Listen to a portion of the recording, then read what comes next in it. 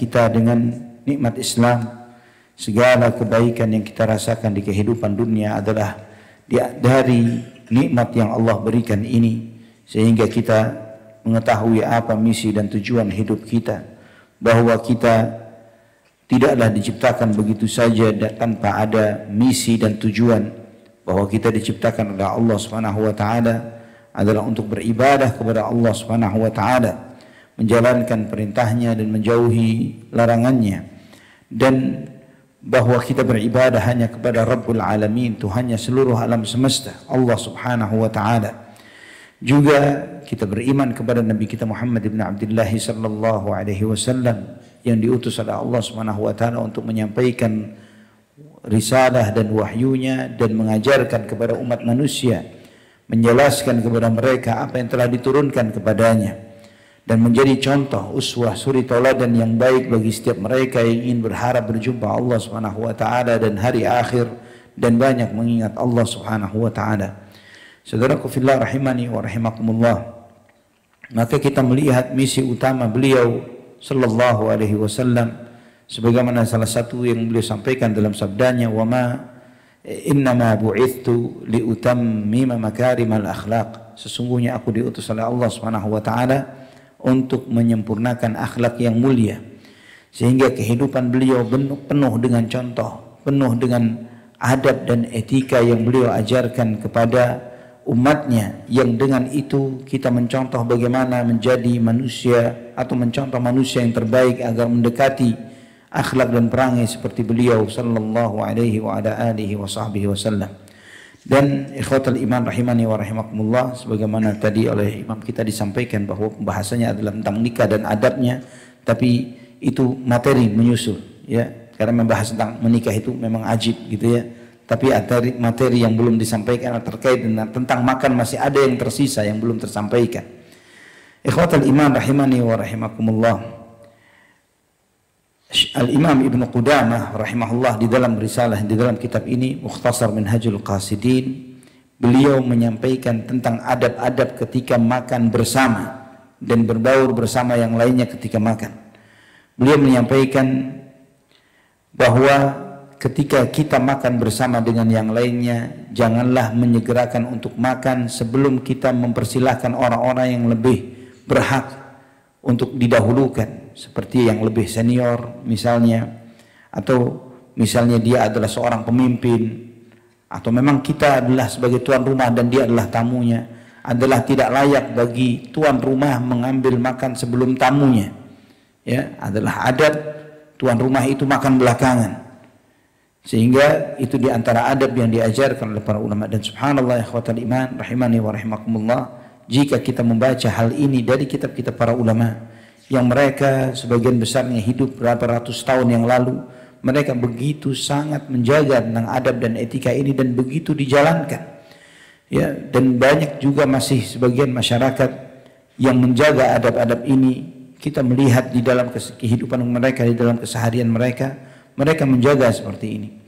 Anak masih bertemu dengan beberapa keluarga yang tinggal, sayangnya bukan di Jakarta ya, yang tinggal di beberapa daerah yang mereka itu tidak akan makan kecuali mengharapkan adanya tamu, sehingga mereka mulai jam makan siangnya itu nunggu jam kereta ya, seperti yang beberapa daerah yang memang dilewati oleh kereta, jam keretanya misalnya jam 12:04 misalnya, dia tidak mau disajikan makan kecuali setelah lewat kurang lebih 15 menit atau 20 menit. Ketika ditanya kenapa seperti ini, ya nunggu, berharap adanya tamu, siapa tahu ada tamu dari luar kota, saya berharap tidak makan sendirian. Ketika sudah lewat kereta itu, insya Allah ini sudah waktunya makan, ternyata tidak ada tamu. Tapi seringkali karena itu kebiasaan mereka seperti ini menyambut dan mengharapkan adanya tamu yang datang, maka rumah itu tidak pernah masak pas, tapi selalu melebihkan dengan harapan adanya tamu yang datang. Dan ikhwatal iman, di antara adab yang diajarkan oleh para ulama adalah ketika makan itu tidak boleh, ketika makan bersama ini semuanya diam, hening ya. Ini bukanlah adab yang dibenarkan di dalam adab yang diajarkan oleh Nabi SAW dan para sahabatnya, tapi berbicara dengan hal yang ma'ruf, berbicara dengan hal-hal yang baik, dan pun tidak gaduh. Ada dua hal yang bertentangan, bertolak belakang. Yang satu, orang-orang Nasrani, mereka hening ketika makan, nggak ada suara sama sekali. Yahudi sorak-sorak bergembira, ya, mereka dengan ramainya, gaduhnya dan lain sebagainya, dengan pesta ketawa begini dan begitu dan lain sebagainya. Umat Islam harus pertengahan, tidak seperti hening seperti orang-orang Nasrani ini, dan tidak segaduh orang-orang Yahudi, tapi mereka membicarakan hal-hal yang baik, bahwa makan ini makan salah satu menghadapi nikmat Allah Subhanahu wa taala. Bahkan di antara adab Nabi SAW ketika makan dengan anak beliau, walaupun itu bukan anak kandung beliau, seperti anak bawaan salah seorang istri Nabi, yaitu Ummu Salamah, yaitu Umar ibnu Abi Salamah, yang ketika makan dengan Nabi SAW, ini adalah momen bagi orang tua untuk menanamkan nilai-nilai positif, ajaran-ajaran kebaikan kepada anaknya ketika makan bersama. Itu yang diajarkan oleh Rasulullah SAW. Ketika Umar, salah seorang anak Abu Salamah yang paling besar, makan bersama Nabi SAW, beliau sendiri yang menceritakan, beliau sendiri yang menyampaikan hadis ini kepada tabi'in dan sampai kepada kita. Beliau mengatakan bahwa saya makan bersama Rasulullah SAW, dan biasa kita makan sebagai anak muda, sebagai seorang anak, maka saya mengambil dengan tangan kanan, tangan kiri, apa yang ada di meja saya sikat semuanya dengan hasrat yang sangat besar. Kemudian Nabi SAW pun menyampaikan, ya ghulam udnu, mendekatlah kamu. Setelah dekat dengan Nabi SAW, beliau menyampaikan, samillah wa kul biyaminik wa kul mimma yalik. Baca bismillah, makan dengan tangan kanan, ambil yang dekat dengan kamu. Diajarkan adab oleh Nabi SAW. Di sini juga ada pesan bagi kita, bahwa makan bersama dengan keluarga kita, dengan anak-anak kita ini adalah momen yang sangat bernilai, berharga bagi kita untuk menanamkan nilai-nilai positif. Kadang ketika kita memarahi mereka itu tidak masuk, tidak kena. Namun ketika kita mau menyediakan waktu, kita harus makan malam bareng, misalnya sekeluarga, harus makan malam bareng. Antum akan melihat sebagian orang tua mengeluhkan, sebagian anaknya susah makan, nggak mau disuapin pun, disediain makanan pun nggak habis, hanya sebagian 2-3 suap ditinggal dan lain sebagainya. Coba dirubah kebiasaan itu dengan makan bersama. Ya, coba sediakan momen, apakah itu sarapan ataukah itu makan malam, itu bersama. Dan di saat itu kita punya bekal, pesan apa, pesan positif apa yang ingin kita tanamkan kepada anak kita, yaitu momen yang baik untuk mengajarkan hal-hal baik. Entah mereka kita tanamkan supaya mereka lebih respect, lebih hormat kepada ibunya, lebih menghargai jasa ibunya yang memperhatikan mereka, yang melayani mereka selama hari-hari ini, mempersiapkan segala kebutuhannya untuk sekolah dan lain sebagainya, yang memenuhi segala kebutuhan hidup mereka. Itu kita sebagai orang tua, terutama sebagai ayah, sebagai bapak, menyampaikan hal itu di saat momen ini. Karena di saat menghadapi rahmat Allah Subhanahu wa taala, di saat itu mereka lagi cool, lagi santai, hatinya terbuka untuk menerima nasihat-nasihat yang baik, yang positif. Ya, kalau boleh saya tambahkan lagi, di antara momen yang lainnya yang diajarkan oleh Nabi SAW sebagai momen untuk kita menyampaikan hal-hal positif kepada anak-anak kita adalah ketika sedang perjalanan. Ya, entah itu lagi liburan atau lagi jalan bareng antar berangkat sekolah atau jemput sekolah misalnya, atau lagi traveling, lagi liburan. Jangan membayangkan cuma sekedar memikirkan game apa yang akan kita lakukan, mainan apa yang kita lakukan bersama, tapi coba pikirkan nilai-nilai positif apa yang ingin saya ajarkan kepada anak.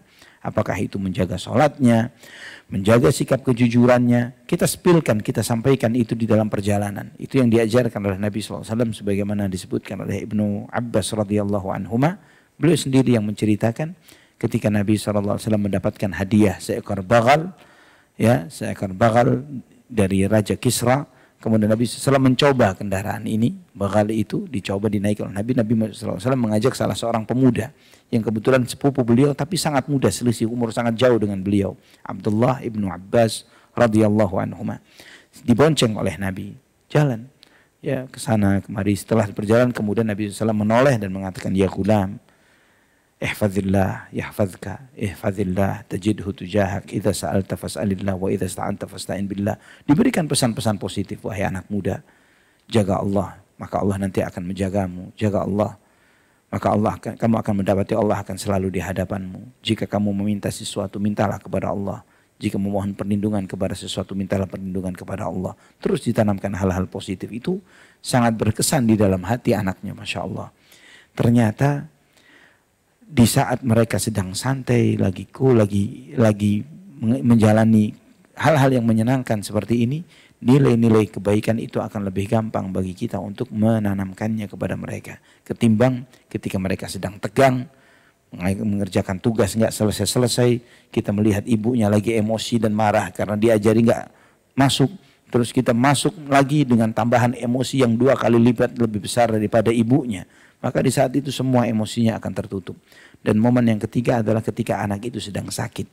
Ya, ketika sakit itu ya fitrahnya anak yang mudah untuk menerima nasihat, dan kemudian yang kedua adalah ketika sakit itu jiwa kita, jangankan anak-anak, orang dewasa pun jiwanya pun melemah.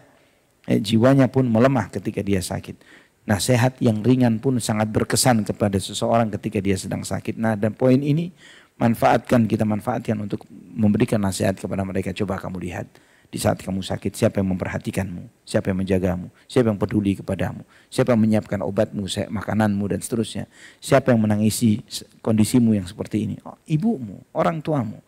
Itu lebih care, lebih peduli kepada kamu ketimbang temanmu, sahabatmu, teman nongkrongmu, dan lain sebagainya. Mereka mudah digantikan, tapi tidak dengan orang tua. Misalnya kita memberikan nasihat-nasihat positif kepada anak kita dalam kondisi seperti itu. Jadi ikhwatal iman, di antara adab makan yang diajarkan oleh para ulama adalah membicarakan hal-hal positif, hal-hal baik untuk mengingat nikmat Allah, rahmat Allah, mungkin mengenang kisah orang saleh tertentu terkait dengan apa yang dimakan dan lain sebagainya. Juga di antara adab yang disampaikan oleh Imam Ibnu Qudamah rahimahullah, mendahulukan temannya di dalam mengambil makanan, ya, walaupun kita tidak mengatakan ayo makan, walaupun kita sebagai tuan rumahnya, tapi cukup dengan menghadirkan kepada mereka. Ya, sebagian orang-orang saleh bahkan sampai hari ini pun mereka ketika makan bersama dengan teman-temannya yang lain, dia sebagai sahibul bait atau tuan rumahnya, dia tidak makan hanya memperhatikan piringnya saja, misalnya makan itu dipiringin gitu ya, tidak makan bareng dengan satu nampan.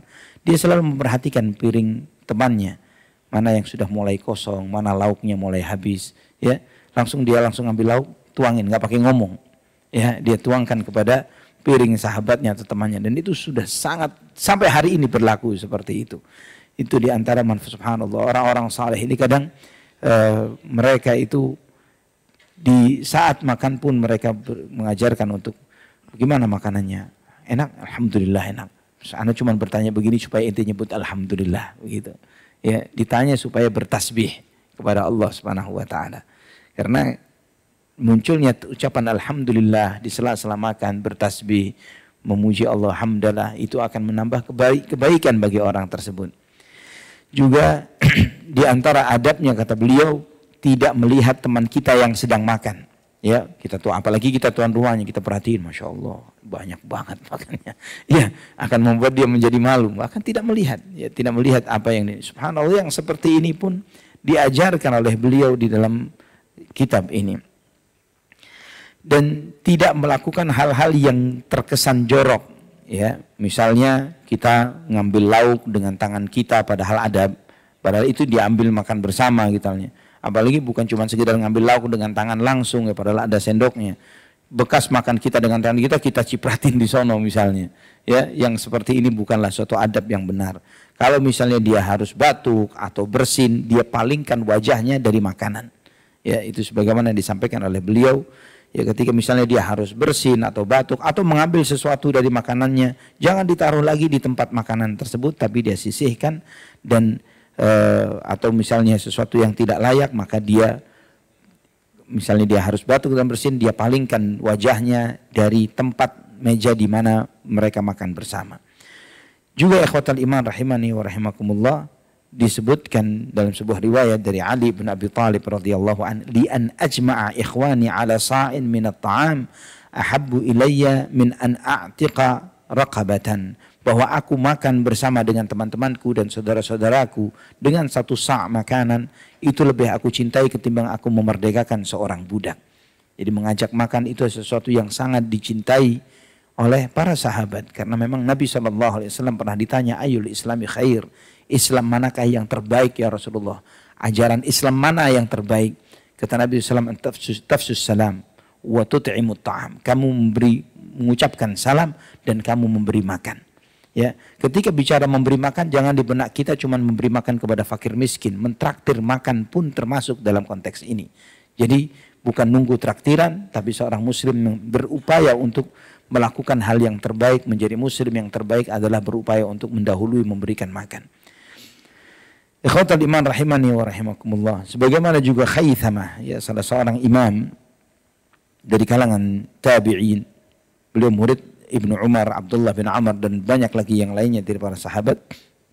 Beliau secara khusus memasak sebuah masakan yang istilahnya khabith dalam bahasa, dalam mungkin masakan itu adalah adonan antara tepung dengan kurma. Ya, adonan antara tepung dengan kurma. Mungkin sebagian orang-orang turunan Arab menyebutnya sekarang dengan asid atau asida.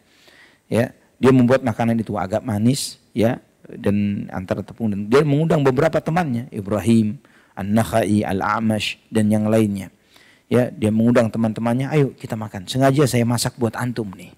Ya, dia menyatakan seperti sengaja saya masak untuk antum. Dia sengaja untuk membuat makanan khusus ini untuk menyambut tamu dan mengundang orang-orang saleh.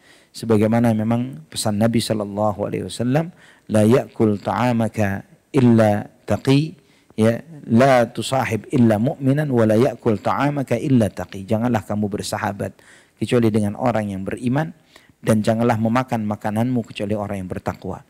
Konteksnya di sini adalah memakan makanan kita ini adalah undangan. Ketika kita ngundang orang. Karena apa? Karena kita berharap orang-orang yang kita undang itu mendoakan kita, memberikan keberkahan dengan kedatangan dia dan mendoakan. Karena di antara sunnah Nabi Sallallahu Alaihi Wasallam adalah ketika kita diajak makan atau diberi makan oleh seseorang, kita tidak boleh cuma terima kasih doang, ya, tapi juga mendoakannya. Allahumma at'iman at'amani wasqiman saqani. Ya Allah, beri makan kepada orang yang telah memberi makan kepadaku. Beri minumlah dia yang telah memberi minum kepadaku. Ini juga di antara sunnah Nabi kita Muhammad sallallahu alaihi wasallam yang mengajarkan kepada kita bahwa berteman dengan orang saleh, mengundang mereka, mengajak mereka makan, selalu memberikan keberuntungan di dunia dan di akhirat. Dan ikhwatal iman rahimani wa rahimakumullah. Dan di antara adab yang beliau sebutkan ketika kita mengajak makan teman kita adalah menyajikan semampu yang kita berikan, yang semampu kita sajikan tanpa takalluf, tanpa membebani diri. Ya, tanpa membebani diri. Jadi tidak harus kita menyajikan 2, 3, 4, 5 porsi makanan ketika kita ngajak makan, walaupun cuma 1, 2 menu. Tapi ini sesuatu yang memang kita anggap sebagai sesuatu yang Masya Allah, spesial buat tamu kita, itu pun tidak masalah. Ya, tidak harus membebani harus 3, 5, 7 menu untuk mengajak seseorang makan. Dan juga ikhwatal iman rahimani wa rahimakumullah, di antara adab tamunya sendiri dijelaskan oleh beliau, jangan seperti dia makan di restoran sehingga pesan menu khusus yang tidak dikeluarkan oleh tuan rumah. Ininya mana ini kok nggak ada, misalnya begitu. Ya, itu bukanlah suatu adab yang baik bagi tamu terhadap tuan rumah yang mengundangnya makan. Ya, dan itu akan membuat ketidaknyamanan dari yang mengundang. Ya Allah, iya ya, saya kok nggak menyajikan ini es kelapanya kok nggak ada, misalnya gitu. Ya, ini baru semuanya sudah ada, es kelapanya, kalau ada es kelapa ajib juga di sini misalnya. Oh iya benar. Ya, itu menjadi nggak enak dari tuan rumah, merasa bahwa dia sudah melakukan hal yang secara maksimal, tapi gara-gara ada sesuatu yang disebut oleh tamu kita menjadi nggak enak. Kecuali jika itu adalah sesuatu yang memang bisa kita tahu ini tuan rumah memang selalu punya menu tertentu yang disajikan ini, dan kita suka itu, dan tuan rumah itu senang kalau kita minta apa yang memang jagonya dia untuk menyajikan masakan tersebut. Ya, misalnya dia memang keluarga yang dikenal masakan rendangnya enak. Masya Allah nih, keluarga sudah mengenalnya. Ini rendangnya keluarga ini Masya Allah. Dan setiap bertamu selalu menyajikan itu. Ternyata semua menu masakan Padang keluar, kecuali rendang belum keluar nih. Ya, boleh kita nanya seperti itu. Rendangnya kok tumben? Wah, itu dia pasti mengeluarkan, bukan tidak mungkin tidak, dia pasti mengeluarkan, tapi mungkin itu yang dinanti. Sebagaimana pernah Imam Syafi'i rahimahullah mengunjungi rumah salah seorang muridnya, Az-Za'farani. Az-Za'farani ini memiliki pelayan, dia selalu membuat satu surat kecil gitu, satu kertas, keluarkan ini, keluarkan ini, keluarkan ini gitu kepada pelayannya untuk disajikan kepada gurunya Imam Syafi'i. Imam Syafi'i tahu muridnya ini ahli dalam satu masakan tertentu. Maka Imam Syafi'i menambahkan satu. Ditambahkan 1 poin sama Imam Syafi'i. Ini juga keluarin dong misalnya. Dan muridnya melihat bahwa gurunya ada request khusus, ini membuat dia lebih senang. Masya Allah. Dia senang gurunya punya request spesifik terhadap dirinya. Membuat dia sangat bergembira dengan itu. Juga ikhwatal iman rahimani wa rahimakumullah. Di antara adab yang disampaikan oleh Imam Ibnu Qudamah rahimahullah. Bahwa tidak sepantasnya kita menemui suatu masyarakat atau satu kaum yang mereka sedang makan. Ya, kalau misalnya kita temui mereka dalam kondisi tidak sengaja. Kalau misalnya mereka maksa, ayo makan sama dengan kita. Kita melihat apakah ajakan itu basa-basi atau real, kenyataan. Ya, akan terlihat bahwa ketika basa-basinya karena mereka memang malu, kebetulan kita nemuin mereka lagi kondisi makan, maka sudahlah, kalian lanjutkan, nanti saya masuk setelah kalian selesai. Ya, kecuali memang benar serius mereka menunjukkan mereka suka agar kita makan bersama mereka, maka makanlah bersama mereka. Dan ikhwatal iman rahimani wa rahimakumullah. Ketika kita menemui masuk ke rumah teman kita atau sahabat kita, dan kita tahu bahwa ketika kita makan makanannya itu membuat dia senang, maka kita boleh makan bersama mereka. Dan ini subhanallah, ikhwah fillah, itu bahagia atau senang ketika tamu kita datang ke rumah dan memakan makanan kita. Ini alhamdulillah sebagian masyarakat kita pun masih memberlakukan ini. Namun sayang di Jakarta malah stres kalau kedatangan tamu. Ya, tamu itu harus bikin prosedur, lapor RT RW dulu katanya. Ya, harus ngasih memberitahuan 2-3 hari sebelumnya, 2 kali 24 jam sebelum datang. Jadi stres menerima tamu. Beda dengan ketika sebagian masyarakat kita sampai hari ini pun di beberapa daerah di Jawa, Jawa Barat, Jawa Tengah, Jawa Timur, setawana, mereka masih sangat hormat dan sangat suka didatangi tamu. Bahkan sebagian masyarakat itu mengharuskan jam berapapun tamu itu datang, ya harus makan. Ya masih ada seperti itu. Walaupun kita masuk ke rumahnya jam 11 malam, disajikan makanan seadanya apa yang mereka bisa sajikan. Dan ini adalah di antara adab yang baik, dan Islam adalah seperti itu. Ya, ajaran Islam ini bahagia dengan adanya tamu dan senang dengan makan dengan tamu yang makan di rumahnya. Dan subhanallah, ana mengenang Allah rahimahullah ya, beliau bukan orang yang cukup mampu, tapi setiap orang yang ana temui banyak dari sahabat-sahabat beliau atau yang pernah bertamu ke rumah selalu menceritakan hal ini. Wallah ya antum, masya Allah, jam berapapun kita datang mesti harus dipaksa makan oleh beliau. Itu ana tidak menganggap itu sebagai sesuatu yang spesial, tapi setelah beliau meninggal, setelah ana mulai menginjak bertemu dengan banyak orang di banyak tempat, masya Allah, orang tua ana lahir besar meninggal dunia di Surabaya. Ana pernah bertemu dengan seseorang di Cilacap, ujungnya dunia ini, nyebrang sedikit laut sudah Cilacap ini, ujungnya dunia. Tapi subhanallah saya bertemu dengan seseorang, kamu siapa? Saya Fulan. Dari mana Surabaya? Siapa ayah kamu? Fulan. Mengenang hal baik begitu. Saya bilang subhanallah, orang tua anak sampai wafat nggak pernah punya handphone. Tapi di Cilacap bisa punya teman yang mengenang jasa baiknya yang luar biasa ini. Kita, handphone kita mungkin kontak personnya bisa ribuan orang. Tapi ketika kita lagi susah mau curhat sama siapa pusing. Ya, nggak punya teman. Ini kenyataan keterbalikan yang luar biasa kehidupan yang katanya kita sangat tergabung, connecting people katanya. Tapi sama sekali kita tidak terkoneksi dengan siapapun. Walaupun dengan saudara kandung sendiri pun kita jadi segan untuk curhat masalah kita. Ini musibahnya zaman ini. Ini musibahnya kita tergabung dengan dunia. Tapi bagaimana orang-orang dahulu rahimahumullah, semoga Allah merahmati mereka. Anda tahu orang sampai wafat pun nggak pernah pegang handphone ayah anak ini. Tapi sampai karena pernah diajak ke Jepara, disambut dengan baik oleh keluarga itu. Walaupun rumahnya kecil, kita sekeluarga diterima dengan baik dan lain sebagainya. Kemana lagi? Ya Allah, bisa banyak teman di sepanjang Pulau Jawa.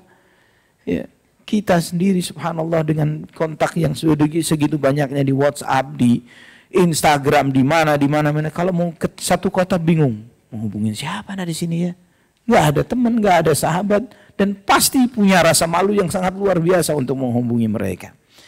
Dan ikhwatal iman rahimani wa rahimakumullah, di antara adab bertamu yang disebutkan oleh Imam Ibnu Qudamah rahimahullah, bahwa ketika kita mengundang tamu ke rumah kita, di antara adabnya adalah hendaklah kita mengajak orang yang bertakwa, bukan orang-orang fasik. Ya, sebagaimana hadis Nabi sallallahu alaihi wasallam yang diriwayatkan oleh Abu Dawud, At-Tirmidzi, Ad-Darimi dan yang lainnya, la tusahib illa mu'minan wa la ya'kul ta'amaka illa taqi. Janganlah kamu bersahabat kecuali dengan orang yang beriman, dan janganlah memakan makananmu kecuali orang yang bertakwa. Karena sahabat kita adalah cerminan diri kita. Sahabat kita cerminan diri kita. Itu kata Nabi SAW, Al-mar'u ala dini khalilihi, falyanzur ahaduhum man yukhalil. Seseorang itu mengikuti agama sahabatnya. Maka hendaklah kalian perhatikan dengan siapa kalian berteman dan bersahabat. Itu cara kita mengukur diri kita, cara kita mengukur orang lain, termasuk pasangan kita, anak-anak kita. Kalau kita mungkin anak kita bisa jaim di depan kita, tapi ketika kita melihat dengan siapa dia nongkrong, berteman, bersahabat, cerminannya tidak akan berbeda dengan itu. Ya, seseorang akan seagama, sekualitas dengan teman nongkrongnya, dengan sahabatnya. Tidak akan mungkin dia seorang wali mau berteman dengan preman. Ya, seorang soleh, orang yang bertakwa kepada Allah, tapi nongkrongnya dengan para preman. Mustahil. Ya, at-tuyuru ala ashkaliha taqa'u, dalam satu pepatah Arab mengatakan bahwa burung itu akan berombongan dengan sejenisnya. Gak mungkin burung dara ngumpul dengan burung Raja Wali, gak bakalan. Ya, kecuali kalau dia akan dimangsa. Ikhwah fillah rahimani wa rahimakumullah. Maka seperti itu. Bertemanlah dengan orang-orang saleh. Ajaklah orang-orang yang bertakwa untuk makan dengan kita. Dan memprioritaskan orang-orang fakir.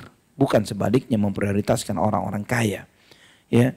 Kalau secara duniawi, mungkin sebagian kita akan sangat bangga ketika kita bisa mengundang orang kaya dan orang kaya itu datang merespon undangan dan ajakan kita. Tapi di dalam dinul Islam sebaliknya. Bahwa kata Nabi SAW, innama tunsaruna wa turzaquna min du'afaikum. Sesungguhnya kalian ditolong oleh Allah dan diberi rizki oleh Allah dari orang-orang lemah kalian, dari orang-orang fakir. Ya, mereka ini yang dengan penuh tulus ikhlas menerima kebaikan yang antum berikan, yang kita berikan. Makanan yang sederhana yang kita sajikan kepada mereka bisa doanya cukup panjang. Tapi bagi sebagian orang-orang yang kaya, dia menganggap remeh dengan sajian itu. Ya, berapa banyak Anda merhatikan tamu-tamu orang-orang yang kaya begitu ketika, kenapa antum gak makan? Itu dengan jawaban sederhana dia mengatakan, kalau cuma begitu Anda bisa beli sendiri. Subhanallah. Subhanallah. Ya, bagi sebagian orang yang fakir, yang jarang-jarang menemui yang seperti ini, dia akan sangat antusias walaupun harus ngantri panjang. Ya, harus ngantri panjang untuk prasmanan. Tapi sebagian ini, ngapain Anda harus ngantri panjang seperti di penjara? Begitu responnya. Ya, seperti di penjara atau di pesantren yang santrinya harus ngantri ngambil makanan. Enggak, Anda bisa beli sendiri di luar. Ya, dia tidak mau makan. Padahal diundang itu untuk dihormati. Ikhwatal iman rahimani wa rahimakumullah. Juga jangan sampai meremehkan kerabat. Kalau kita bisa mengundang atasan, mengundang partner bisnis, kerabat jauh lebih berkah. Ya, mengundang kerabat, saudara, kandung, sepupu, keponakan atau paman atau misalnya yang memiliki hubungan darah dengan kita, itu memiliki prioritas yang lebih besar dari di luar mereka. Memprioritaskan mereka juga menyambung silaturahim. Ketika kita mengadakan acara-acara tertentu, malah kita mengesampingkan orang-orang terdekat kita ini, itu malah sebaliknya menyebabkan terputusnya silaturahim. Juga ikhwatal iman rahimani wa rahimakumullah. Di antara adab mengundang tamu itu bukanlah mengundang itu untuk berbangga-bangga, untuk menyombongkan diri, namun bagaimana mendahulukan, mengedepankan sunnah Nabi Sallallahu Alaihi Wasallam, bahwa tujuannya mengundang makanan itu adalah menjalin hubungan baik dengan teman, dengan sahabat. Bukan untuk show pamer nih, lihat rumah baru saya, lihat ini perabotan saya, bukan untuk itu, tapi untuk menanamkan kebahagiaan di hati saudara kita sesama mukmin. Ya, dan ikhwatal iman rahimani wa rahimakumullah.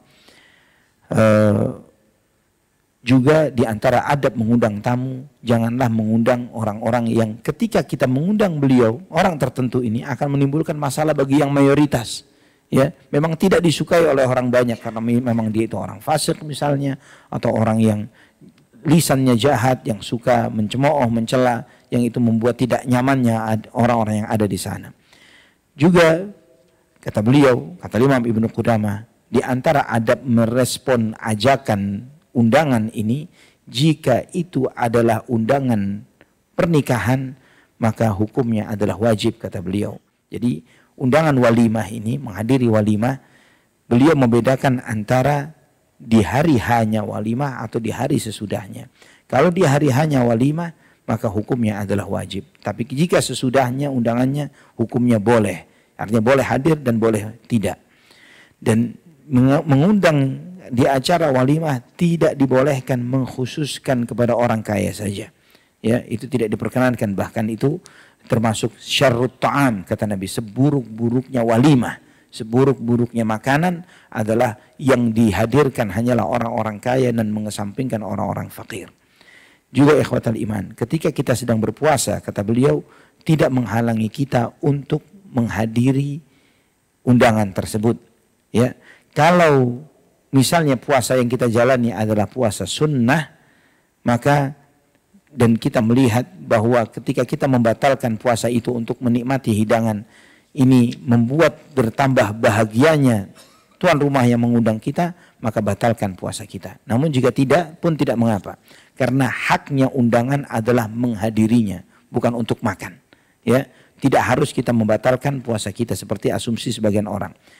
Kalau berdasarkan hadis Salman Al-Farisi memaksa Abu Darda untuk memakan makanan yang disajikan kepada beliau karena Salman ingin memberikan pendidikan kepada Abu Darda, pengajaran bahwa dirinya ada hak, istrinya ada hak, ya, tamunya ada hak. Karena pada saat itu Abu Darda suka puasa sampai mengesampingkan hak dirinya dan hak istrinya.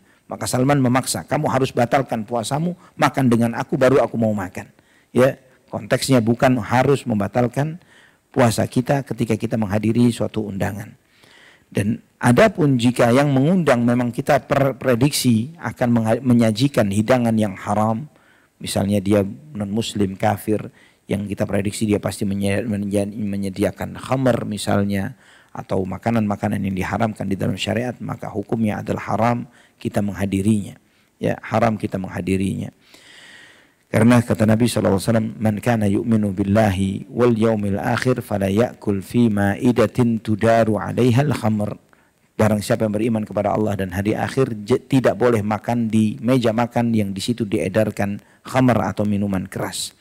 Termasuk juga ketika yang mengundang itu dikenal sebagai orang yang fasik atau zalim atau ahlul bid'ah atau orang yang memang suka berbangga dengan ajakan ketika kita meresponnya. Juga ikhwatal iman rahimani wa rahimakumullah, bahwa niat kita menghadiri undangan itu bukanlah untuk mengejar mengharapkan menu apa yang akan disajikan, tapi lebih dari itu adalah untuk mengikuti sunnah Nabi sallallahu alaihi wasallam, memuliakan saudaranya sesama muslim, ya, dan menghilangkan di antara niatnya adalah jangan sampai saudara kita buruk sangka dengan ketidakhadiran kita. Ya, jangan sampai kemudian ini sombong nih, anak undang dia nggak datang. Kalau si fulan yang undang dia mau datang. Menghilangkan buruk sangka dari hati saudara kita itu pun adalah sunnah Rasulullah sallallahu alaihi wasallam.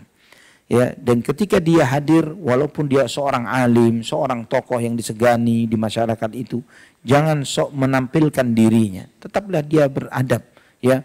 Ikutin antrian, jangan mau juga dianggap diberi prioritas, ya, karena itu semuanya ya, demi kebaikan kita sendiri, bahwa pujian manusia seringkali memberikan keburukan kepada diri kita.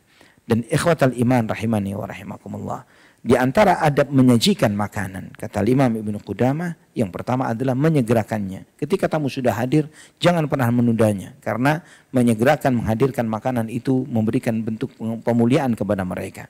Dan adab yang berikutnya kata beliau, dahulukan buah-buahan sebelum yang lain. Ya, ini kebalikan dari masyarakat kita, buah-buahannya belakangan.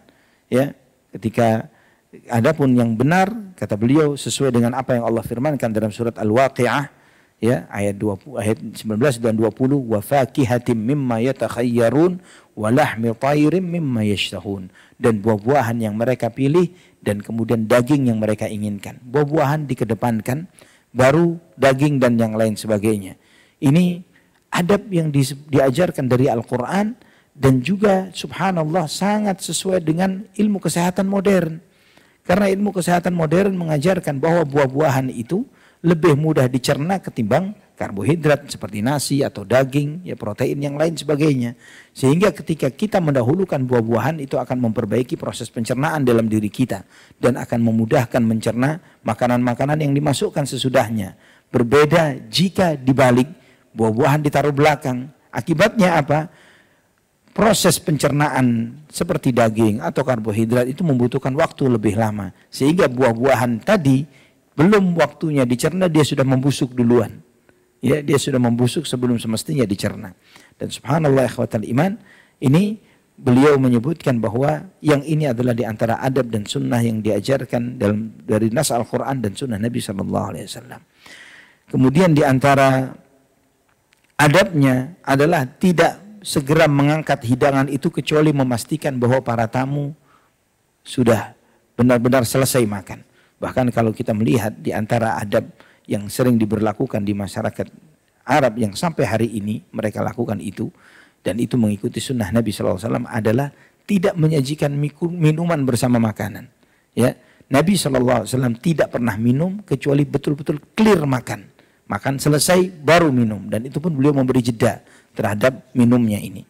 Nah, ini diberlakukan di masyarakat mereka sehingga kalau antum misalnya bertamu di rumah, misalnya orang-orang Arab, mereka tidak akan menyajikan minuman bersamaan dengan makanan. Karena menyajikan minuman bersama makanan itu seakan-akan kesan mereka ada pesan jangan banyak-banyak makan. Ya, padahal ketika menyajikan makanan kepada tamu tujuannya mereka makan yang puas. Jadi kadang sebagian orang nggak ngerti, ini minumannya kok nggak ada nih, udah keseretan nih. Ya, kadang nggak paham itu. Padahal minumannya akan keluar, pasti keluar, nggak bakalan disimpan di dalam. Tapi tuan rumahnya dengan cara seperti ini mengharapkan tamunya banyak makan. Karena bukan merupakan adab yang baik makan sambil minum. Ya, baik secara adab termasuk juga secara kesehatan. Ya, ketika kita makan, mencerna makanan kita dengan mulut kita ini, semua di sini air liur kita ini bercampur dengan makanan, di situ ada proses pencernaan. Ya, enzim-enzim yang ada di mulut kita itu memproses pencernaan itu semuanya. Dan kalau kita dorong dengan air, belum sempurna pencernaan itu kemudian terbawa dengan air masuk ke dalam. Dan terus seperti itu membuat banyak masalah kesehatan di perut kita. Dan sebaliknya kalau kita membiarkan mulut kita mencerna dengan sempurna, memberi jeda waktu untuk minum, maka itu akan menyempurnakan proses pencernaan dalam tubuh kita.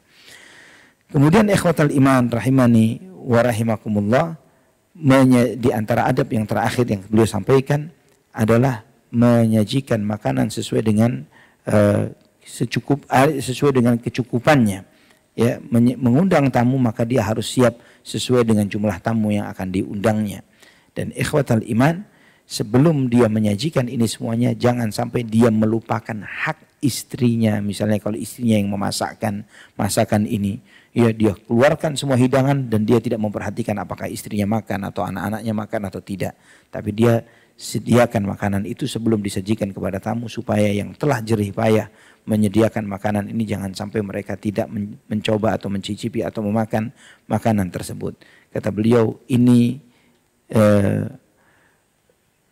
di antara sunnahnya, bahwa di antara adabnya kata beliau ketika tamu itu hendak pulang, dampingilah tamu itu sampai ke pintu, dan itu adalah sunnah dan bentuk menghormati tuan rumahnya dengan tetap murah senyum kepada dia dengan mengucapkan kalimat-kalimat yang baik, walaupun terkadang kita mendapatkan respon yang tidak baik dari tamu kita.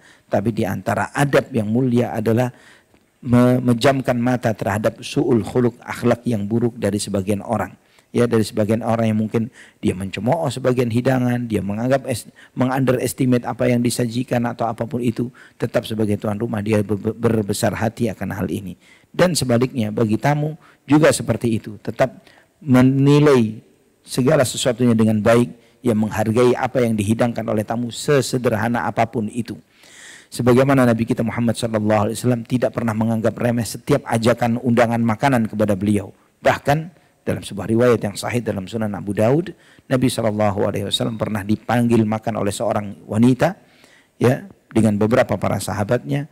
Nabi SAW merespon, wanita Quraisyah itu merespon mendatanginya. Ketika beliau hendak makan, nah di situ ketika beliau hendak makan, beliau berhenti.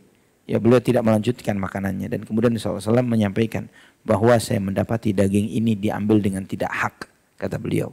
Ya, bahwa malaikat Jibril menyampaikan kepada beliau daging ini tidak halal, artinya diambil oleh yang memasak ini dengan cara yang haram.